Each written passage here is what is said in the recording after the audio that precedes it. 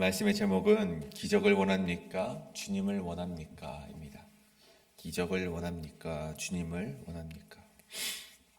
살다 보면 우리는 여러 가지 위기의 순간을 맞이하게 됩니다. 건강의 위기일 수 있겠고, 관계의 위기도 있을 수 있겠고, 아니면 이 자녀의 문제로 인한 위기를 맞이할 때도 있습니다.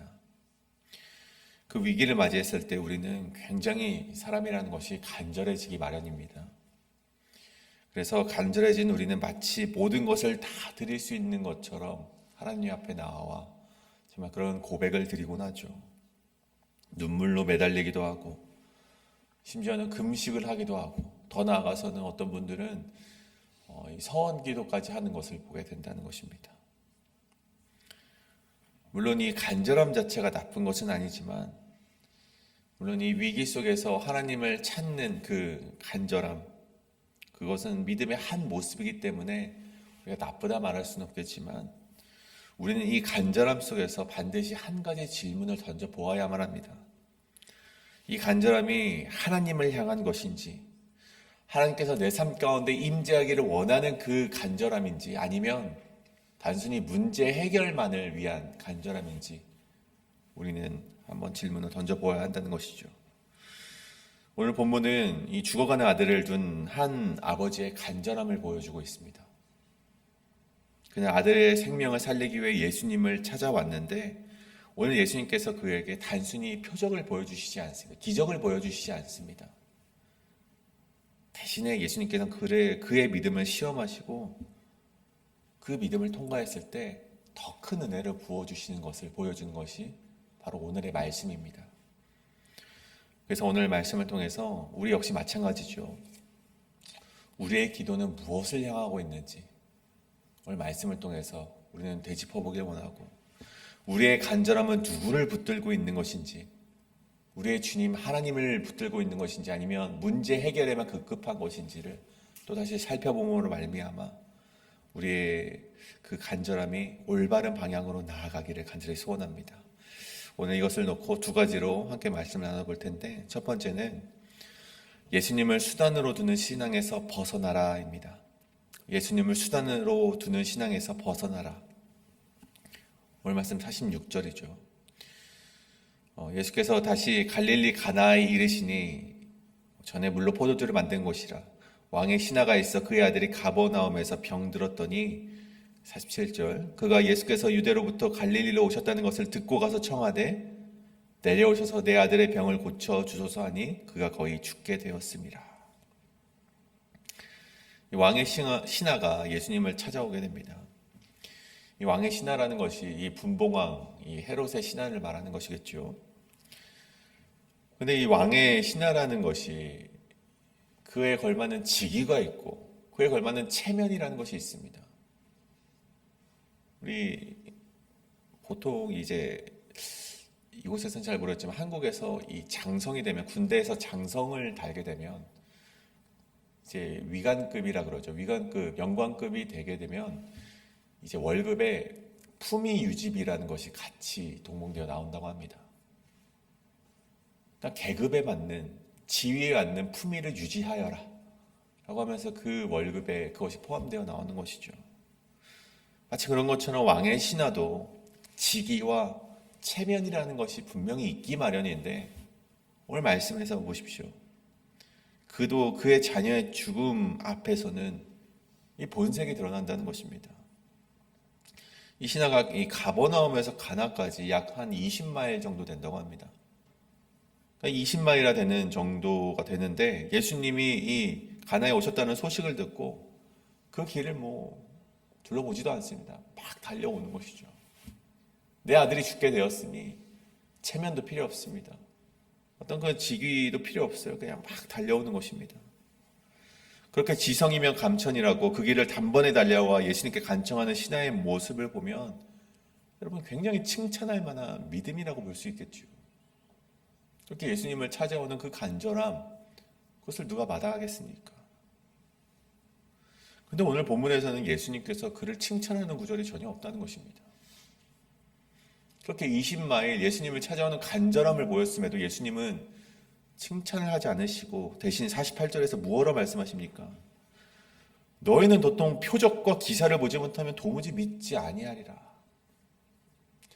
오히려 뭔가 좀 책망하는 듯한 뉘앙스로 그에게 말씀하는 것을 보게 된다는 것입니다. 여러분, 왜 이런 말씀을 예수님께서 던지셨을까요? 20마일이나 달려온 그 간절함을 보였던 신하에게 왜 이런 말씀을 던지셨는가? 이것을 알아야지 우리의 신앙도 우리가 되짚어 볼 수 있다는 것입니다. 이런 왕의 신하의 마음속의 간절함에도 불구하고 예수님께서 그런 말을 하셨던 이유는 그 신앙의 요청에 잘못된 방향성이 있었기 때문이라는 것입니다. 자신의 방법대로 예수님께서 자기 자식을 고쳐주길 바랬던 잘못된 방향이 있었다는 것이죠. 여러분 보십시오. 47절입니다. 그가 와서 예수님께 뭐라 말합니까? 청하되 내려오셔서 내 아들의 병을 고쳐주소서 하니. 그리고 49절을 보십시오. 신하가 이르되 주여 내 아이가 죽기 전에 내려오소서. 이제 왕의 신하가 달려오면서 좀 생각을 했던 것 같아요. 빨리 가서 예수님을 모시고 오자. 예수님을 모시고 와서 내 아들의 머리에 손을 얹고 그러면 나을 것이다. 빨리 죽기 전에 빨리 예수님을 데려와야겠다. 오는데 이 정도 시간이 걸렸으니 가는데 이 정도 시간이 걸리겠지. 빨리 예수님 끌고 와야겠다라고 아마 생각을 했던 것 같아요. 그래서 왕의 신하가 생각하기에 예수님께서 가나를 떠나서 이 가버나움으로 오셔야지만 내 아들이 나을 것이다라는 어떤 이 마음속에 그 생각을 해놓고 그렇게 예수님을 찾아왔다는 것이죠. 자신만의 치유의 방식을 이미 정해놓았던 것입니다. 내가 생각한 방식대로, 내가 이해할 수 있는 그 방식대로 예수님이 움직여 주셔야지만 됐기 때문에 서둘러서 예수님을 찾아갔던 것입니다. 그러니 자꾸만 예수님께 예수님 빨리 내려오세요. 빨리 내려오십시오. 나랑 같이 지금 가버나움에 가야 합니다. 예수님을 자꾸만 재촉하는 모습을 보였다는 것이죠. 49절에도 마찬가지죠. 내 아이가 죽기 전에 마치 나사로가 죽게 되었을 때 그 동생들이 마르다와 마리아가 예수님께 막 편지로 간청하지 않습니까? 지금 나사로가 죽게 되었으니 얼른 오십시오. 죽기 전에 오십시오. 근데 예수님은 가지 않으시잖아요. 마찬가지입니다. 오늘 신하가 생각할 때 죽으면 만사 모든 것이 끝이니까 죽기 전에 예수님을 재촉해서 빨리 내려가야겠다라는 그 자신이 정해놓은 신앙의 치유의 방식을 보게 된다는 것입니다. 여러분 이것은요. 여러분 신앙에 있어서 예수님은 생명의 주관자가 아니라 마치 예수님을 능력 있는 의사 정도로 생각하고 있음을 우리는 이 말씀에서 발견해낼 수 있다는 것입니다. 예수님은 그 마음을 아셨던 것 같아요. 그래서 예수님께서 신하의 방식대로 움직이지 않는 것을 보게 됩니다. 48절에서 너희가 도저히 표적과 기사를 보지 않으면 믿지 아니하리라. 그래서 그런 말씀을 하신 것이죠. 가버나움으로 따라 내려가지도 않으셨고 심지어 서두르지도 않으십니다. 다만 어떻게 말씀하십니까? 그 말씀에 가라 내 아들이 살아있다. 대신에 재촉하고 그를 따라가는 대신에 이 한마디 하셨다는 거예요. 신하가 생각한 방식과 전혀 다른 방식이었다는 것이죠. 아들을 만나러 가는 것도 아니었고 서둘러 가시는 것도 아니었고 단순히 이 말씀 한마디 던져주셨다는 것입니다. 이 순간 신하는 선택해야만 했죠. 예수님을 믿지 못하고 그 말씀을 믿지 못하고 또다시 예수님의 가랑이를 붙잡고 안 돼요 예수님 가셔야 됩니다 라고 붙잡을 것인가 아니면 말씀만으로도 충분하다 여기며 신뢰할 것인가. 이 신하에겐 두 가지 선택지가 있었습니다. 오늘 본문을 보십시오. 이 신하가 어떤 것을 선택합니까? 그 사람이 예수께서 하신 말씀을 믿고 가더니 정말 다행히도 말씀을 믿고 다시금 집으로 돌아가는 모습을 보였다는 것이죠. 여기서부터 신하의 진정한 믿음이 시작됨을 우리는 그 말씀 후절을 통해서 우리가 알게 된다는 것입니다. 사랑하는 성도 여러분, 우리는 때때로 기도한다고 말을 하지만 예수님을 위기 해결의 수단 정도로 여길 때가 굉장히 많이 있음을 보게 됩니다. 주님, 이렇게 되기를 원합니다. 주님, 이때 이러한 결과가 나오길 원합니다. 주님, 내 기도의 제목처럼 이렇게 인도될 수 있도록 주님 아버지 나의 소원을 들어주시옵소서. 이렇게 우리가 기도하며 나아가는데 여러분, 사실 기도란 무엇입니까? 믿음이란 무엇입니까? 내가 원하는 방향으로 하나님을 맞추는 것이 아니라 하나님이 원하시는 방향과 하나님이 원하시는 길에 우리의 발을 맞추어 가는 것이 믿음이라는 것입니다. 예수님이 내려와서 죽기 전에 낫게 하여 주옵소서의 기도가 아니라 예수님, 내 아들이 지금 아파하고 있는데 그의 모든 치료를 주님 아버지께 맡겨드립니다.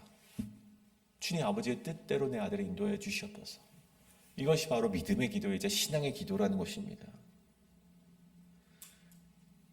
그것이 바로 하나님께서 우리에게 원하시는 순종의 길이기도 하다는 것이죠. 오늘 여러분은 어떠한 기도를 드리시고 계십니까? 오늘 여러분은 또한 예수님을 어떠한 분으로 우리 마음속에 여기며 살아가고 계십니까? 내 인생의 주관자로, 생명의 주관자로 여기며 살아가십니까? 아니면 단순히 나의 문제를 해결해 주시는 분, 그 정도로 제한하며 살아가고 계십니까? 오늘 이 말씀을 통하여서 여러분의 삶 가운데 예수님이 어디에 있는가 다시금 생각해 보시며 예수님을 내 인생의 주관자로 믿고 나아가시는 저와 여러분 되시길 간절히 소원합니다. 이것이 바로 오늘 말씀의 첫 번째, 예수님을 수단으로 두는 신앙에서 벗어나라입니다. 오늘 마지막으로 말씀 두 번째는 말씀을 붙들고 돌아서는 믿음으로 나아가라입니다. 말씀을 붙들고 돌아서는 믿음으로 나아가라. 다시 50절의 말씀을 한번 보시면 예수께서 이르시되 가라 내 아들이 살아있다 하시니 그 사람이 예수께서 하신 말씀을 믿고 가더니. 오늘 이 구절이 사실 오늘 말씀의 절정이라고 보여줄 수 있는 말씀입니다. 왕의 신하가 예수님께 내려오소서라고 두 번이나 부탁하고 죽기 전에라고 재촉을 했지만 예수님께서 대신 가라라고 말씀하셨죠. 지금 아이는 거의 죽어가고 있고 아버지는 애가 타서 20마일을 달려왔는데 예수님의 이 말씀은 굉장히 냉정하다라고 생각될 수 있습니다. 그럼에도 예수님은 단지 말씀만 하셨죠. 이것은요, 신하에게 있어서 정말 가장 큰 믿음의 시험이었습니다. 눈에 보이는 보장이 없고 지금처럼 휴대폰이 있어서 그 결과를 알 수 있는 것도 아니고 확인할 방법이 없습니다. 증거도 없습니다. 오직 말씀뿐이었죠. 근데 그 신하가 정말 올바른 선택을 하죠. 그 사람이 예수께서 하신 말씀을 믿고 가더니. 오늘 여기서 우리는 정말 믿음의 사람이 해야 되는 행동의 한 본보기를 보게 됩니다. 믿음이라는 것이 단지 예수님을 붙잡고 매달리는 것이 아니라 예수님이 말씀하셨으면 그 말씀을 붙잡고 우리의 삶으로 다시 돌아가는 것이 우리의 믿음의 모습이라는 것입니다. 이 신하가 더 이상 조건을 달지 않습니다. 죽기 전에라는 어떤 그런 제한도 내려놓습니다. 내려오셔야 한다라는 방식도 다 포기합니다. 대신에 예수님께서 가라라고 하신 그 말씀을 굳건히 믿고 자기의 삶으로 돌아갔다는 것이죠. 믿음은 이렇게 항상 다시 돌아서 가는, 우리의 삶으로 다시금 돌아서는 그런 파송을 우리에게 요구한다는 것입니다. 그리고 그때 비로소 우리는 하나님의 일하심을 마주하게 된다는 것이죠. 51절입니다. 내려가는 길에 그 종들이 오다가 만나서 아이가 살아있다 하거늘. 정말 그 즉시 이루어진 하나님이 하신 일이라는 것을 우리가 목도하게 된다는 것입니다. 근데 더 대단한 것이 있습니다. 그 이후에 53절을 보시면 자기와 그 온 집안이 다 믿으니라 라고 기록이 됩니다. 여러분, 이 말씀 속에서 예수님의 사역의 목적이 무엇인지 분명히 나타나는 것이죠. 왕의 신하에게 있어서 예수님을 찾아온 목적이 무엇입니까? 내 기도의 소원의 간구를 이루어주길 바라는 그런 것을 가지고 예수님께 나왔습니다. 내 기도의 제목을 가지고 나온 것이죠. 그런데 예수님을 만나고 나서 그 결과가 어떻게 됩니까? 내 자그마한 소원을 가지고 왔는데, 내 문제 해결을 가지고 왔는데 그 결과는 온 집안이 구원의 열매를 얻게 되는 그 결과를 맞이하게 되었다는 것입니다. 표적은 예수님의 말씀대로 수단이었을 뿐이고 그 가운데 믿음이 바로 목적이었다는 것입니다. 여러분, 요한복음에서 기적을 보통 표적이라고 표현을 합니다. 그 이유가 무엇입니까? 여러분, 표적은 그 자체로 목적이 되지 않습니다. 무엇인가를 가리키는 손가락과도 같죠. 제가 예전에 한번 나누었던 예수님의 손가락 비유라는 것이 있습니다. 예수님이 이 땅에 오셔서 예수님이 손가락으로 가리키십니다. 무엇을 가리키십니까? 하나님의 나라를 가리키십니다. 저 나라를 우리가 이루어야 된다. 회개를 통하여서 우리가 저 나라로 나아가야 한다라고 자꾸만 손가락으로 가리키는데 많은 이들이 예수님이 가리키는 저 방향을 보지 못하고 자꾸만 손가락만을 보면서 손가락이 어떻게 생겼는가? 이 손가락이 정말 잘생겼다. 그것만을 논하고 있다는 것입니다. 근데 오늘 신화를 보십시오. 예수님이 가리키는 손가락, 그 표적을 넘어서 이 신화는 예수님이 가리키는 그 방향을 보았다는 것입니다. 하나님의 말씀으로 운행되는, 하나님이 말씀만 하셔도 통치가 이루어지는 하나님의 나라를 믿었고 그 나라를 믿고 돌아갔다는 것이죠. 그 결과가 한 가정이 구원을 얻는 결과로 이루게 되었다는 것입니다. 우리는 흔히 문제 해결을 위해서만 하나님을 찾아 나오곤 합니다. 우리가 문제가 있을 때 정말 새벽 기도를 보면 안 나오다가 나오시는 분들을 보면은 100이면 100 다 어떤 삶의 문제를 가지고 나옵니다. 근데 여러분, 하나님께서는 우리를 그 문제 해결만 해주시길 원치 않다는 것입니다. 오늘 말씀에도 예수님께서는 단순히 그 아들의 나음만을 원하지 않으셨다는 것이죠.